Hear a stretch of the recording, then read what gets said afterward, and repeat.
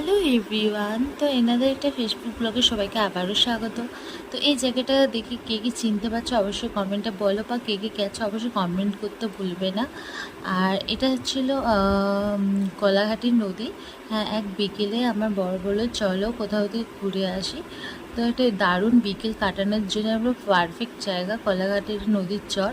এই লোকাল হচ্ছে জায়গাটার নামটা আমি জানি না, অতটা আমার মনে পড়ছে না, বা আমি এটা কলাঘাটের নদীর চর বলেই বলবো। এখানে একটু ঝাউবন আছে, একটা পুরনো জাহাজ আছে, যেটা শীতকালে ওই ফিস্ট করতে গেলে খুবই ভালো। তো আস্তে আস্তে সন্ধে হয়ে গেছিলো, যখন সানসেট হয়ে যাচ্ছিলো আমি তখন ওখান থেকে বেরিয়েছিলাম। অনেকটাই বাড়ি থেকে আমাদের দুটোই সামথিং আধ ঘন্টা কি 1 ঘন্টা মতো লেগে গিয়েছিলো বাইকে। তো আমরা একটা মোমোর দোকানে ঢুকেছিলাম, যেটা মেচেদা স্টেশনের একদম কাছেই। দারুণ এখানে মোমো পাওয়া যায়।